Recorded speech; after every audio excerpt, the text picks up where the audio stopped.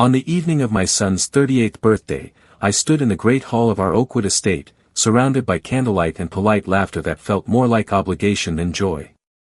The long table was filled with silver platters and crystal glasses, yet I had never felt more out of place in my own home. I had spent decades building this life. Every stone in these walls, every dollar that kept this family afloat came from the calloused hands of Lord Alistair Montgomery. Tonight, though, I was not a patriarch, not even a guest of honor. I was an unwanted shadow. When the moment came, I offered my son, Sebastian, an envelope. Inside lay a check, a gesture of support, a father's pride. He looked at me, eyes cold, and said words that pierced deeper than any blade, "The best gift, father, would be the day you're gone." Silence fell. His wife, Isabella, lowered her gaze. My grandchildren, Genevieve and Theodore, froze mid-smile. And I, once the foundation of this family, felt the ground shift beneath me. That night, I made a decision. If my absence was the gift they desired, then I would give it in my own terms. The music kept playing, as if the string quartet hadn't heard a word my son said. Bow hair scraped over violin strings, glasses clinked, someone at the far end tried to restart the conversation with a brittle joke about the weather. But at the center of the table, under the chandelier I'd hung with my own hands 15 years ago, there was only the echo of Sebastian's sentence, "The best gift, father, would be the day you're gone." I didn't flinch. Years in boardrooms and on building sites had taught me the value of stillness. Isabella glanced toward him with the quick, disciplined worry of someone trained to keep appearances intact. Genevieve's smile collapsed into a thin line, and Theodore pushed his chair back a fraction, as if the floor had tilted. "Seb," Isabella murmured, a warning hidden beneath silk. He lifted his glass, unbothered.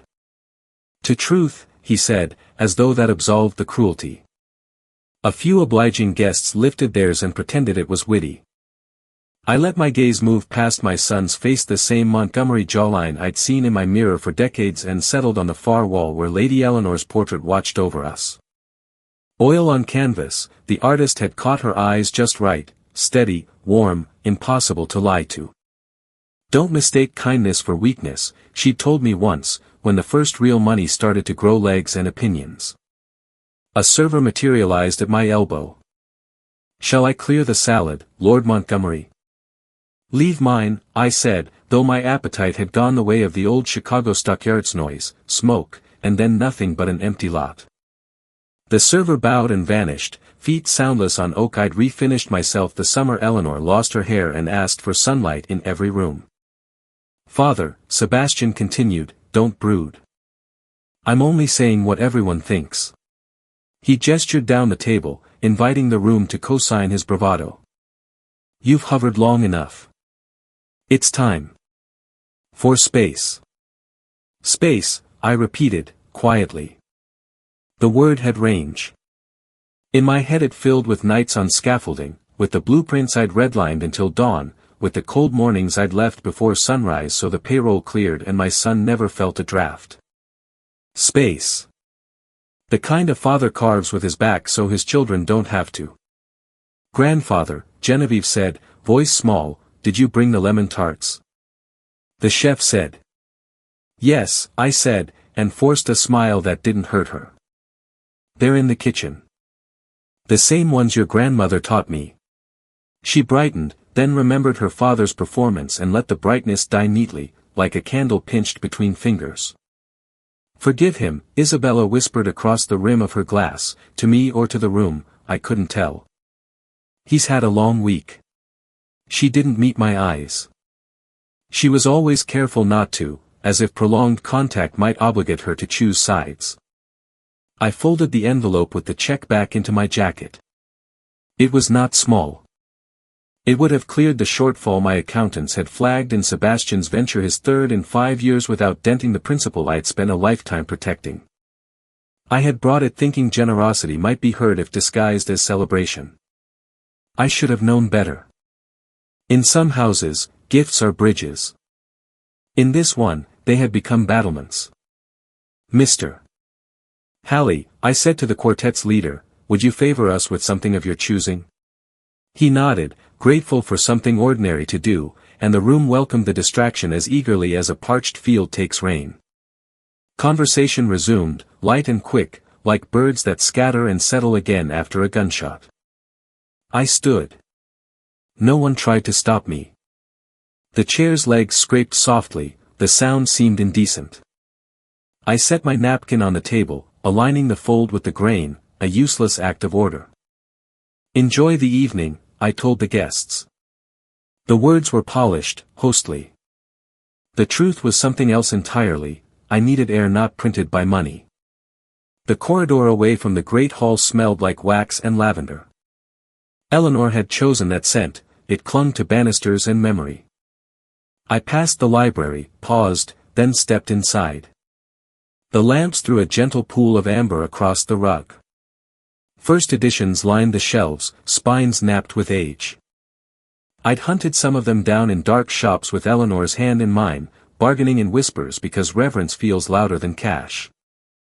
Lord Montgomery, our butler, Hargreaves, appeared at the threshold with the considerate caution of someone accustomed to families who break under pressure but insist the china remain intact. Shall I prepare the study? The porch, I think. I wanted winter. I wanted it to hit my face and promise honesty. He inclined his head and vanished, already 2 steps ahead, as always. The door to the east veranda opened onto a spill of cold that cleared the last of the music from my head. Snow combed the lawn into neat furrows. Oakwood stone glowed faintly under the moon, a ship of a house riding a frozen sea. I gripped the rail. The iron was biting, it felt alive. Through the glass I could see the table again, a tableau of polite resilience. Sebastian laughed. He was good at the tat arranging his features into something photogenic. He had his mother's beauty and my stubbornness, a dangerous combination when unaccompanied by gratitude. What did you expect? I asked myself, and Eleanor answered, as she often did in the privacy of my thinking, not this. I took the envelope out again and turned it over in my hands. Money is a language, fluent speakers can wound with it or heal. I'd tried, for years, to use it as bandage. Somewhere along the way, they had learned to use it as leverage. That was on me. Sir. Hargreaves had followed, holding 2 cups. Mulled cider. He didn't ask. He had been with us long enough to know a man in need of heat that didn't come from a furnace. Thank you, I said. He lingered, not quite leaving. If I may, he ventured, voice gentle, Master Sebastian's remarks were intemperate. They were accurate, I said, and surprised us both. Or rather accurate in their effect. If my presence is a burden, I can make myself scarce. Hargreaves studied me, searching for the seam where humor might hide. Finding none, he gave the respect an officer gives a difficult order. Very good, sir. When he left, I breathed, slow and careful, the way I had in the hospital corridors when Eleanor slept and the machines made a language of beeps. I looked down at the envelope one last time and slipped it into the inside pocket, behind the old scar along my rib where a scaffold plank had betrayed me in '92. We heal, or we don't. We learn, or we repeat. I returned through the library, past the chessboard still set mid-game from a morning I'd intended to finish with Theodore. The boy understood strategy. He was patient in a way his father never learned. I closed the doors softly. The music swelled. Laughter rose and fell like birds again. I re-entered the great hall with the poise my name demanded. Father, Sebastian called, cheerful now that he had made his point, don't be dramatic. Stay. At least for cake. I met his eyes. I wouldn't dream of ruining your celebration. I let the words rest in the open, unarmed but not untrue. The guests shifted, sensing currents they could not see. Genevieve, I said, and my granddaughter looked up. Tomorrow, before school, lemon tarts for breakfast. Her face brightened despite herself. Yes, grandfather. Good night. I bowed, host to guest, father to son, and turned away. By the time I reached the foot of the stairs, the decision had finished deciding me. I would give them the gift they wanted. But it would not arrive wrapped in absence and silence. It would come with signatures and stamps, with dates certain and terms clear. It would be a gift with a backbone. At the landing, I paused beneath Eleanor's portrait and spoke quietly, because habit makes prayer of certain tones. "I hear you," I said. "I won't confuse kindness with surrender again." The house did not answer, but something in me did. It sounded like a hinge turning smoothly after years of grit. The laughter from the hall still clung to the stairwell as I climbed toward my chambers, but by the time I closed the door behind me, silence dropped like a curtain.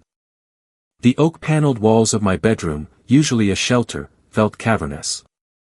The fire in the hearth had burned low, only embers whispered. I shed my dinner jacket, laid it across the arm of a chair, and let the envelope slide from my pocket onto the desk. It landed with a soft thud, insignificant for the weight it carried. I poured a glass of brandy and stood before the window. Snow drifted across the gardens, layering every hedge and statue in a uniform white. Lady Eleanor's roses, bare branches now, reached like frozen fingers through the frost. She had loved this view in winter, had claimed the hush of snow was proof the world still remembered to be reverent. I raised the glass toward her portrait that hung above the mantel. "Well, Eleanor," I murmured, "our son has finally said what he's been rehearsing all his life." The brandy burned, but not half so much as the echo of Sebastian's words. I had not expected gratitude, years of entitlement had cured me of that illusion. But cruelty open, public, calculated had carved deeper than I cared to admit. I sat at the desk and opened the ledger I keep locked in the bottom drawer. Not for business that chapter closed a decade ago, but for the family accounts I had maintained long after my accountants insisted they were unnecessary. I flipped through pages filled with neat lines of ink, each entry a record of sacrifice disguised as generosity. 2005 $18,400 tuition, Yale. 2007 $42,000 seed money, first business attempt, failed. 2010 $75,000 down payment, Oakwood Estate, title in my name for bank approval.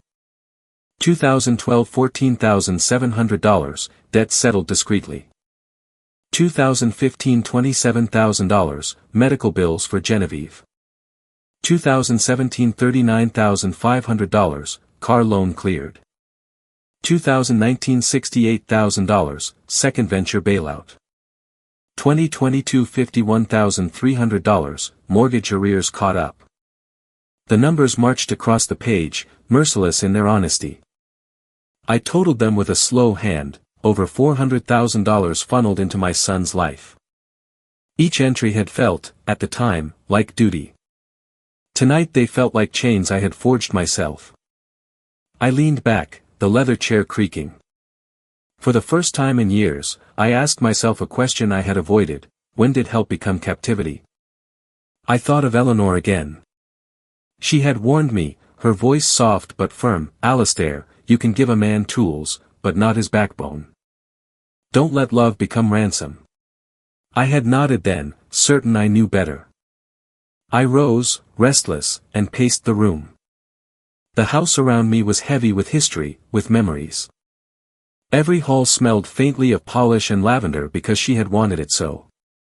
Every portrait glowed with the pride of ancestors who had carried the Montgomery name through wars and famine. What would they say if they could hear Sebastian tonight? That I had coddled him into arrogance? That I had confused inheritance with identity? On the bedside table lay a chessboard, half played with Theodore. The boy had a patient mind, he saw 3 moves ahead. He had set a trap with his knight and rook, and I had admired his quiet strategy. "Never attack where they expect you," he'd said, echoing advice I'd once given him. It returned to me now, sharper than any sermon. My hand tightened on the brandy glass until the cut crystal bit into my palm. What if Sebastian was right? What if my very presence a shadow over the house, my money underwriting his failures had stunted him? Perhaps the greatest mistake of my life had not been giving, but staying. I returned to the desk and, almost without thought, pulled a sheet of parchment. My pen hovered. What words could dismantle decades of misplaced devotion? What letter could balance the ledger of a lifetime? I wrote nothing, only pressed the nib hard enough to dot the page with ink. The clock chimed midnight. The estate was quiet, the party long dissolved into smaller indulgences. I imagined Sebastian downstairs, laughing with friends, smug in his cruelty. He thought his words had wounded me into retreat. He could not fathom that they had awakened me instead. I closed the ledger and locked it away. Not to bury the truth, but to preserve the evidence. Tomorrow, I would need it. Tomorrow, I would stop being the silent financier of Sebastian's life.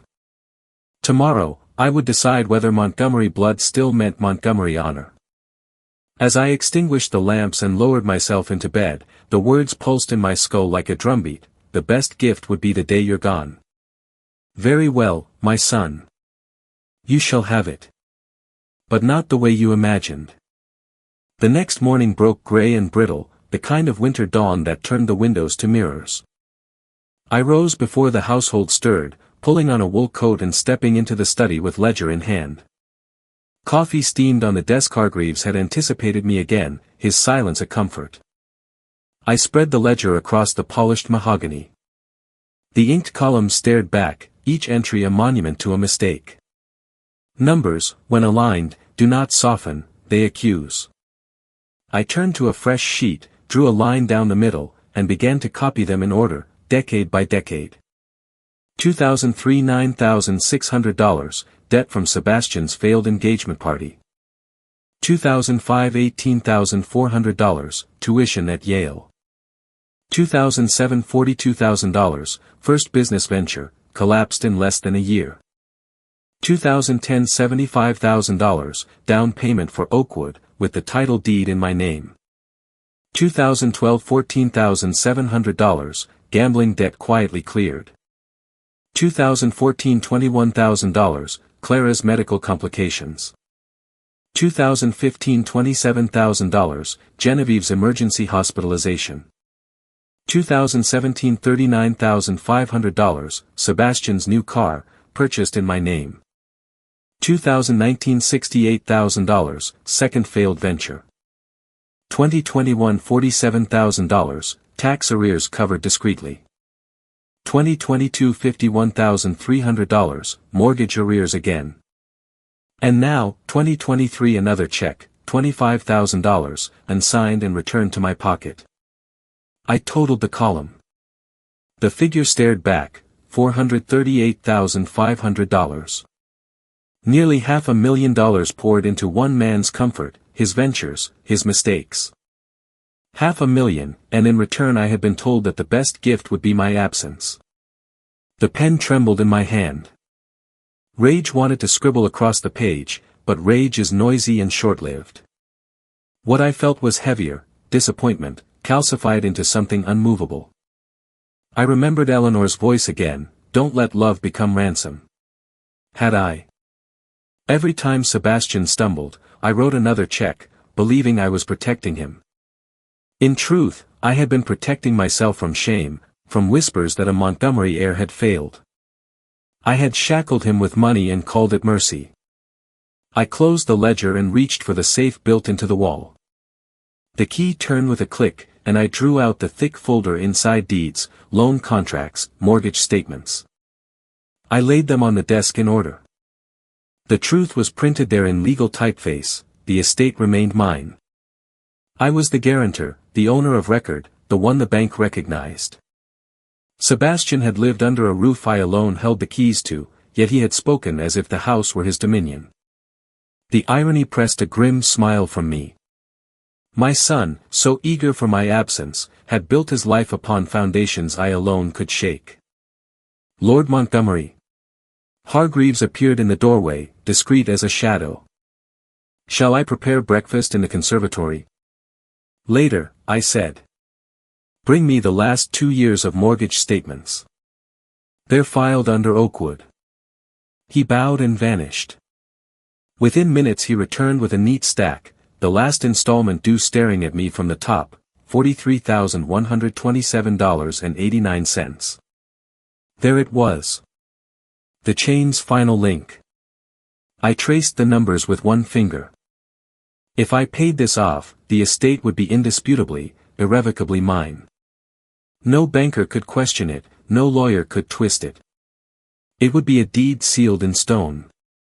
And if I chose then to withdraw, whether by sale, eviction, or abandonment, that choice would be mine alone. The thought settled in my chest like a stone dropped into deep water. Not vengeance. Not even justice. Simply clarity. I imagined Sebastian's face, smug at the birthday table, his words striking like a whip. The best gift would be the day you're gone. Very well. I would give him that gift. But I would give it on terms written in ink, stamped with authority, impossible to erase. The room seemed colder. I crossed to the fireplace and laid a fresh log across the embers. Flames licked up, crackling with renewed life. For years I had kept fires burning for Sebastian, quiet rescues, invisible salvations. Today, I would light one for myself. By the time the house stirred fully, I had written my first letter to Sir Reginald Whitmore, my old friend and solicitor. I requested a meeting that afternoon. The words were calm, measured, almost surgical. But between the lines, a decision pulsed. The era of silent sacrifice was finished. As I sealed the envelope with wax, I felt Eleanor beside me. Not in sorrow this time, but in approval. The ledger of 20 years had been written. Now it was time to balance it. The carriage ridino, not a carriage, though the thought amused meth car ride into the city was long and gray. Chicago's skyline loomed sharp against the winter haze, the kind of cold that cut through even a wool coat and fur collar. I had asked Hargreaves to prepare the Bentley. Appearances mattered when visiting Sir Reginald Whitmore. Sir Reginald's office occupied the top floor of a sandstone building on LaSalle Street, its marble foyer and brass elevators whispering of wealth that had aged well. I had known the man for 40 years, since our Oxford days. He was a solicitor of a kind that seemed increasingly rare, measured, discreet, and unyielding when the law was on his side. If I was to unravel 2 decades of misguided generosity, his was the counsel I required. Lord Montgomery. He rose as I entered, still tall despite the years, hair silver but neatly combed back. His handshake was firm, eyes keen behind half-moon spectacles. To what do I owe the pleasure? I had thought you long retired from battles worth waging. I managed a smile. So had I. He gestured toward the leather chair opposite his desk. Sit. Tell me. I laid the folder of deeds and statements before him, each page a chronicle of silent rescues. He skimmed quickly, then slowed when he reached the mortgage documents. His finger tapped the signature line. Yours, he said. Mine, I confirmed. The house was purchased in 2010.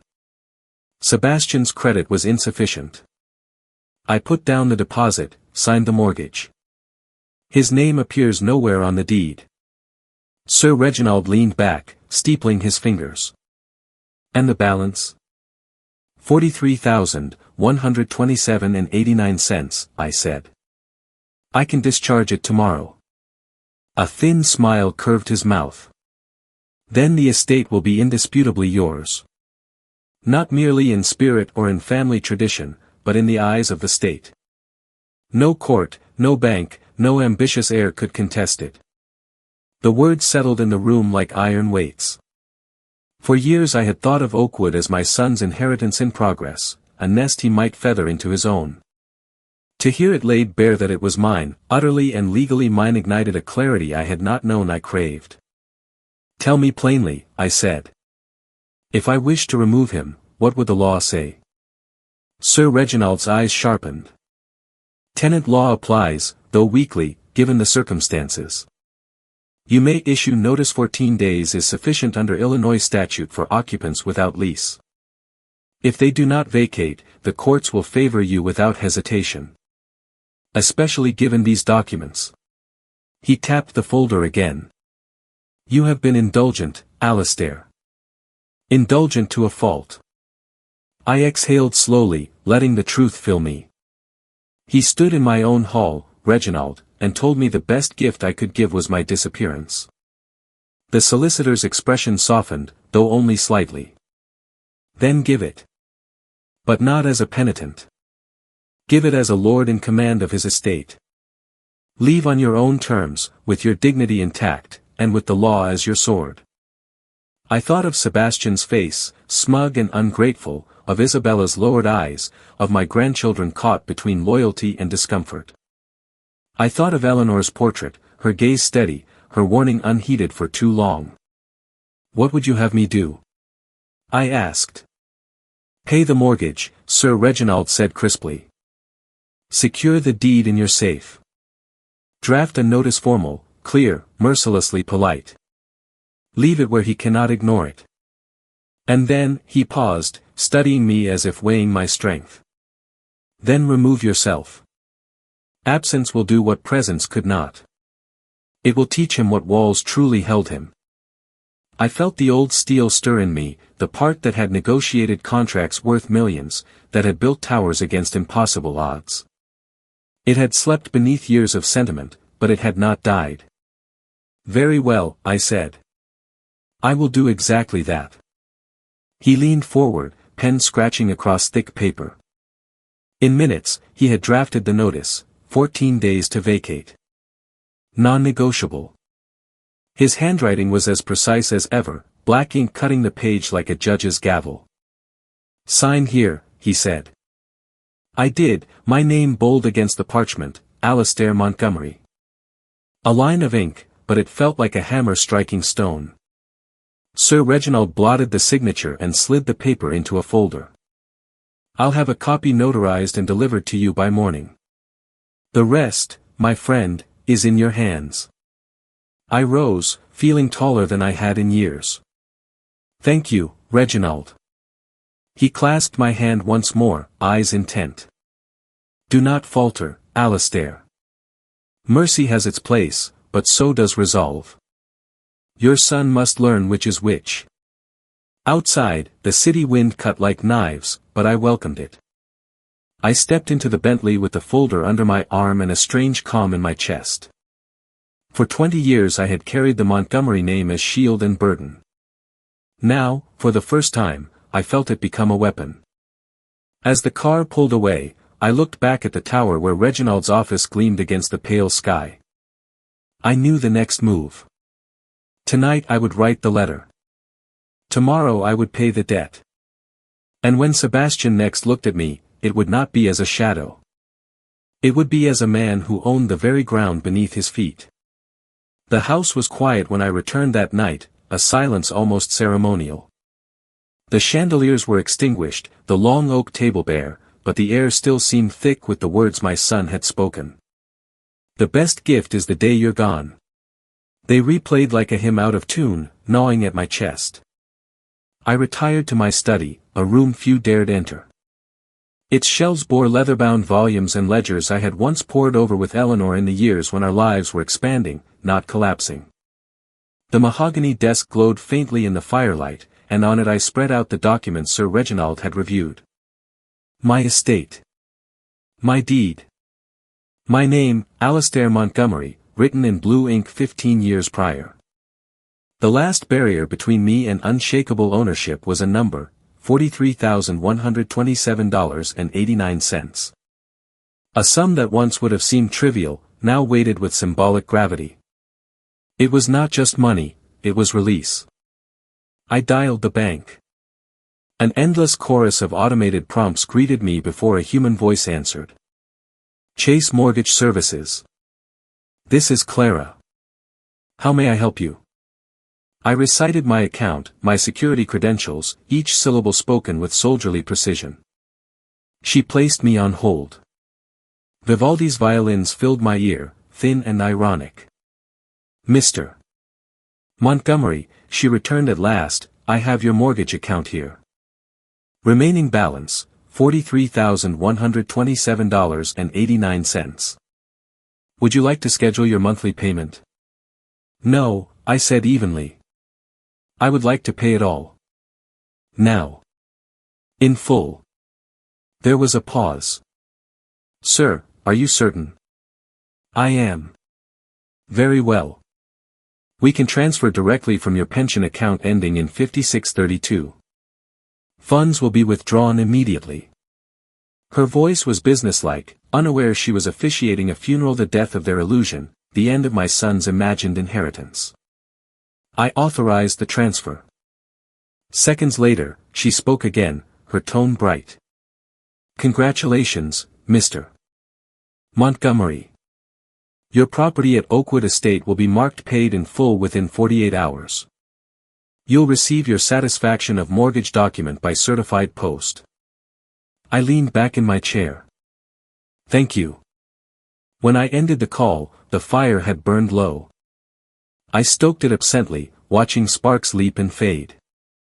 Then I took out my fountain pen, the same one I had used for contracts and correspondence decades ago, and laid a sheet of thick cream paper on the desk. At first the words resisted me. My hand hovered, trembling not from weakness but from the weight of what needed to be written. I drafted once, then tore the page. Too sentimental. Again, and again. Too angry, too bitter, too vulnerable. Finally, on the fourth attempt, the voice emerged not of a father pleading, but of a man reclaiming what was his. Sebastian and Isabella. By the time you find this letter, I shall be gone. Not gone in the sense you wished for on my son's birthday, but gone from your lives in a manner altogether different. I have discharged the final debt upon this estate. The house you inhabit, Oakwood, the home you believed your future, stands wholly mine, free of obligation to any bank or any other name but Montgomery. You have 14 days to vacate these premises. Should you remain beyond that, I will enforce removal through legal channels, which will favor me without question. This is not cruelty. It is consequence. For 15 years, I carried the mortgage, paid the bills, and bore the weight of your failures. I mistook sacrifice for love, and generosity for duty. You mistook them for weakness. No longer. You wished for me gone. Now it is you who shall be gone. But not by my death, Sebastian, be my will. Do not contact me. Do not plead. Learn what it is to stand without the crutch of my labor. Lord Alistair Montgomery. I sealed the letter inside a heavy envelope, marked it boldly with their names, and placed the folded mortgage receipt within as proof. I walked to the dining hall, where the long table sat like an altar. At its center stood Eleanor's crystal vase, her wedding gift, heavy and eternal. I lifted it, slid the envelope beneath, and let the glass rest upon it. The symbolism was sharp enough to wound. To uncover their fate, they would have to move Eleanor's legacy. The clock struck midnight. Outside, snow had begun to fall, each flake soft against the blackness. I climbed the staircase, suitcase already waiting by my chamber door. Hawaii beckoned, sun, waves, and air untouched by betrayal. As I extinguished the last lamp, I turned once more to Eleanor's portrait in the hall. Her smile, immortal in oil and canvas, seemed to say, "At last, Alistair. At last, you have remembered who you are." The alarm rang at 5. Not the delicate chime of a modern clock, but the old brass bell that had woken me for construction sites, board meetings, and contract signings for decades. A sound that belonged to discipline, not sentiment.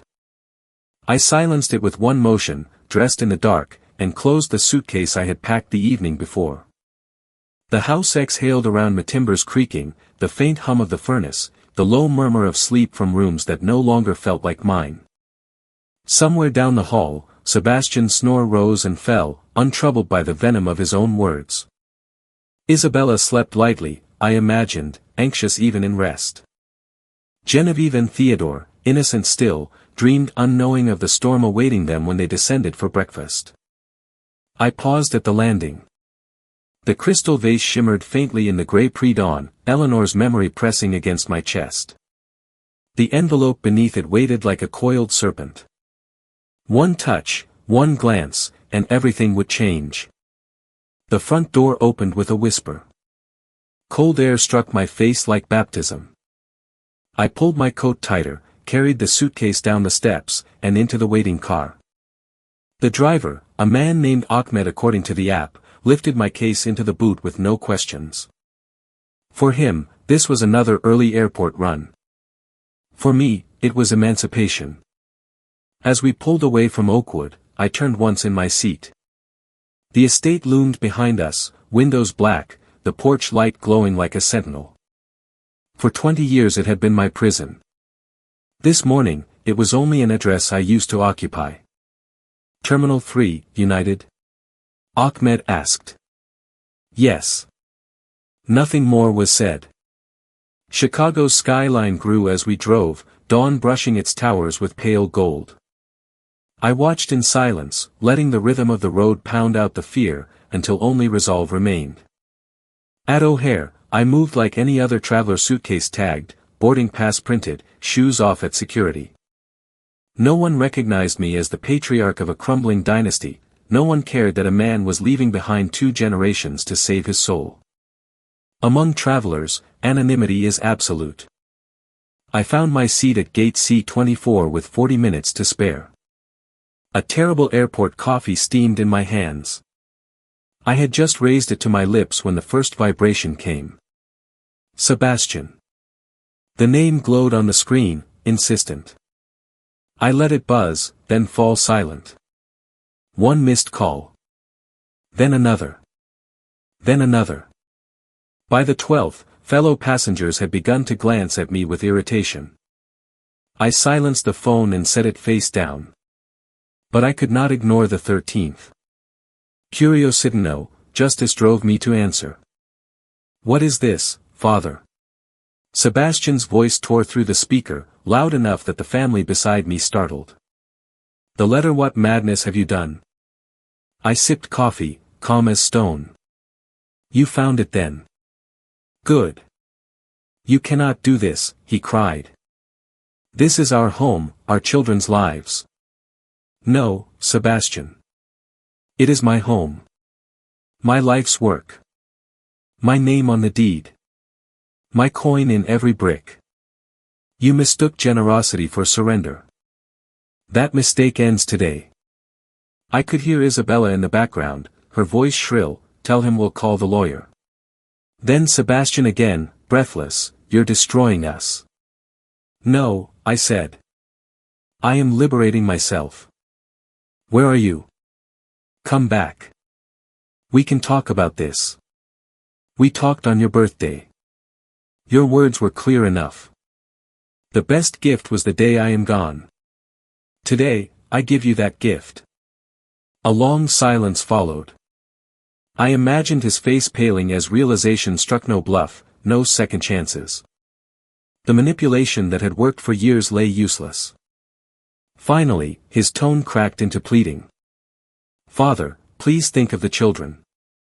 I closed my eyes. For a heartbeat, Eleanor's voice flickered in my memory, do not mistake kindness for weakness. I am thinking of them, I said softly. Perhaps, without me, they will see who you truly are. Then I ended the call. The phone vibrated again, relentless. I powered it off entirely, screen black, silence complete. The announcement came, United Flight 1204 to Honolulu now boarding Zone 2. I rose, joint stiff but spirit steady. My boarding pass beeped approval. I walked the jetway, entered the aircraft, and found my seat by the window. Outside, snowflakes drifted like ash.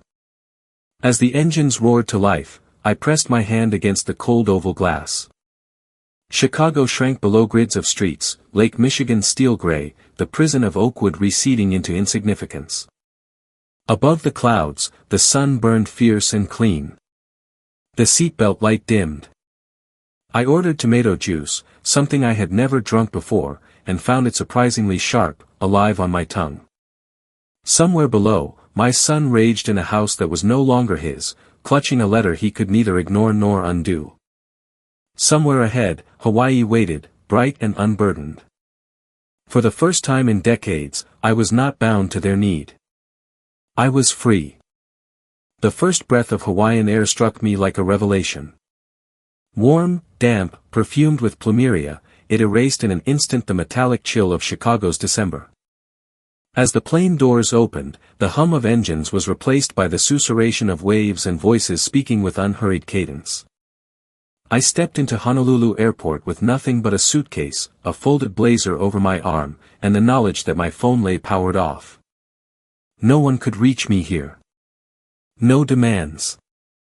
No barbed words wrapped as gratitude. Only the horizon. A driver from the hotel met me at arrivals, a flower lay draped across her arm. "Aloha, Mr. Montgomery," she said, looping it around my neck.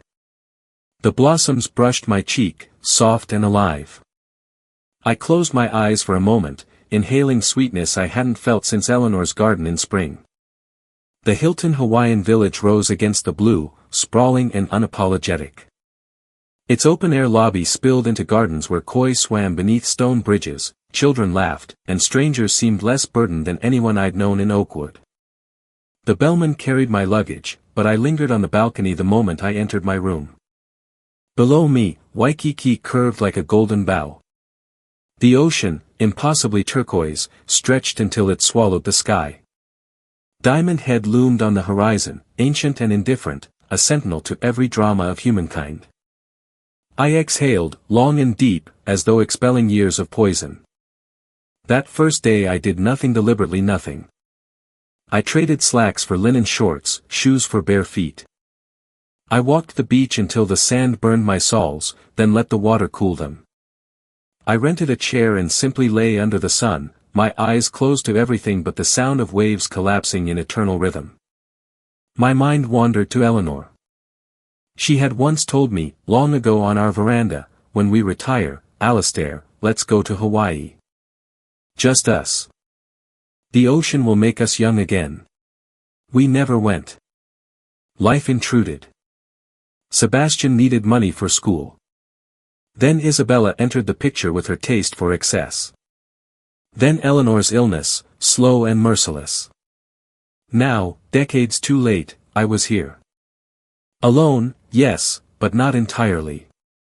She was in the air, in the scent of the flowers, in the hush of the sea that seemed to murmur forgiveness.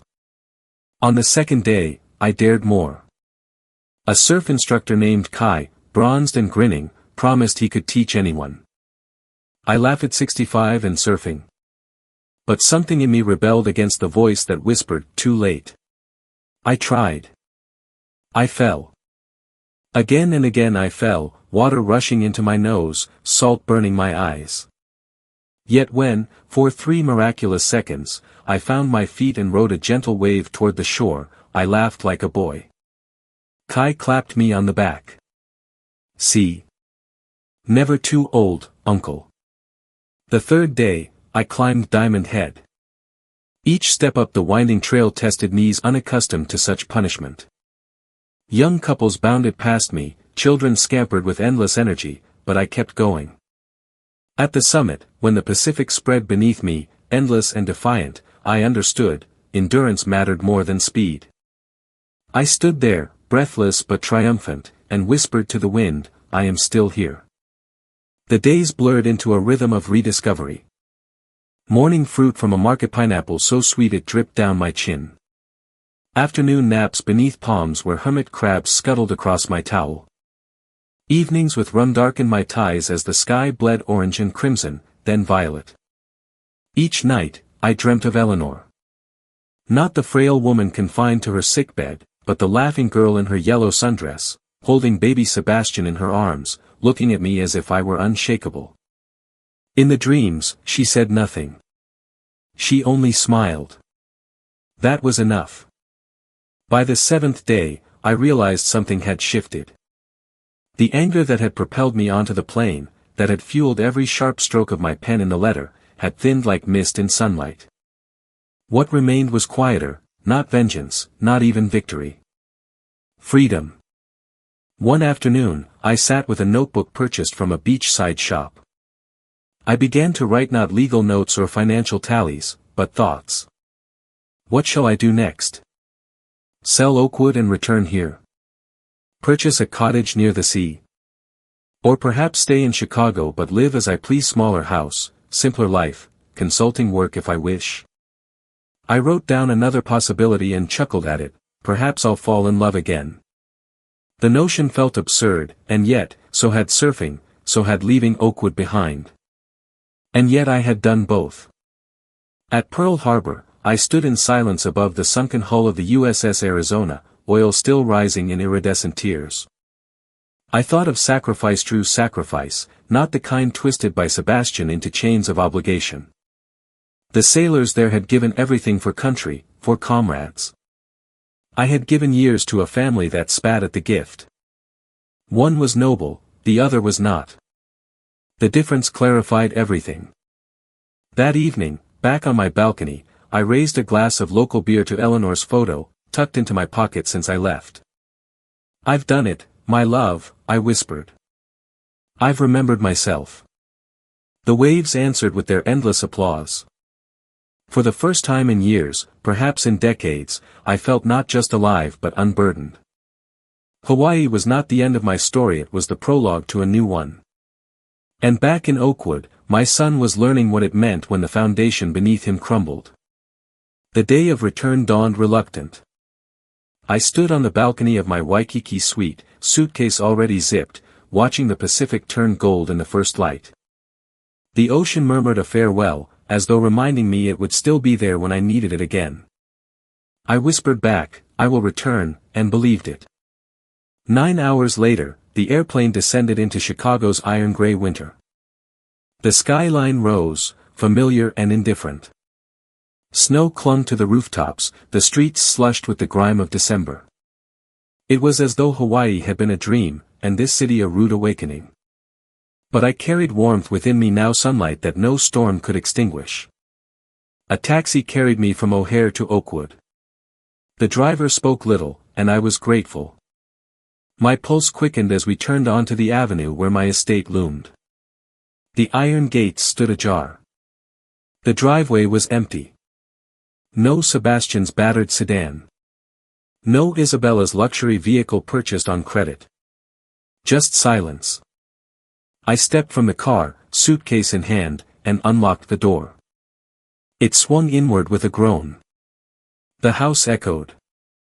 The grand hall that once swelled with voices, laughter, and conflict was barren.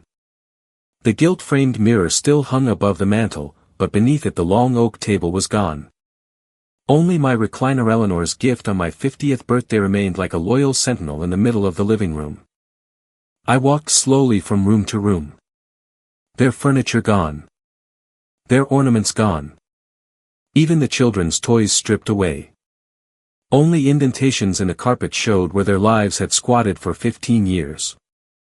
In the kitchen, the air was colder, emptier. On the refrigerator, held by a magnet, fluttered a single sheet of paper. I pulled it free. Sebastian's handwriting, uneven, rushed. Father. You've won. We've gone. I hope you're pleased. You chose money over family. Do not expect forgiveness. No flourish.